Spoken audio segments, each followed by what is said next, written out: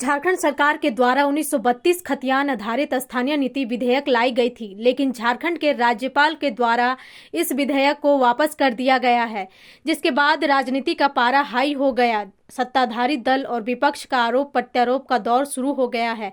वहीं आपको बताते चले कि 1932 के खतियान विधेयक राज्यपाल के द्वारा लौटाए जाने के बाद राज्य के मुख्यमंत्री ने सरायकेला खरसवां में खतियानी जोहार आभार यात्रा के दौरान जमकर विपक्षी पार्टी भारतीय जनता पार्टी पर निशाना साधा है। कहा कि बाहरी लोग हम झारखंडी को बोका समझता है, लेकिन यही बोका लोग एक दिन इतना ठोकेगा कि जीवन भर राजनीति नहीं कर सकोगे। और यहाँ के 3.25 करोड़ लोगों ने जो सरकार बनाया है, ये लोग सब बोका लोग हैं क्या जी? हैं? ये लोग कितना दिन तक हम लोग को बोका बुझेगा? चिंता मत करो, यही बोका लोग अब तुम लोग को इतना ठोकेगा कि जीवन में फिर राजनीति करना नहीं सोचेंगे। तो साथ ही सत्ताधारी दल के कांग्रेस ने भी भारतीय जनता पार्टी पर जमकर निशाना साधा। पर्दे के पीछे से जो राजनीति खेलने की बात की जा रही है, हम उसका सख्त विरोध करते हैं। कुछ लोग हैं जो इस राज्य के लोगों को उनका हक नहीं दिलवाना चाहते हैं और बराबर इस प्रकार का व्यवधान खड़ा करने का प्रयास कर रहे हैं। चाहे नियोजन नीति के मामले में भी आपने देखा कि किस प्रकार से जिन 20 लोगों को आगे करके राजनीति की गई, उन 20 लोगों में 19 लोग जो हैं वो कहाँ के हैं ये बताने की आवश्यकता नहीं है।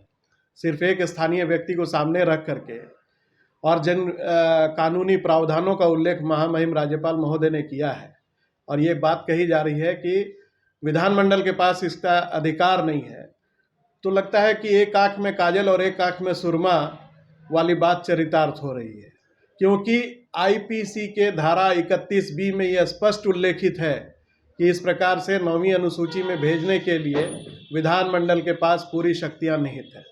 वहीं विपक्षी पार्टी का साफ तौर पर कहना है कि संविधान में सभी के लिए नियम बने हैं, कोई किसी के अधिकार क्षेत्र में अतिक्रमण नहीं कर सकता है। मुख्यमंत्री राज्यपाल के काम में हस्तक्षेप नहीं कर सकते हैं, उसी तरह राज्यपाल भी मुख्यमंत्री के कार्य में हस्तक्षेप नहीं कर सकते।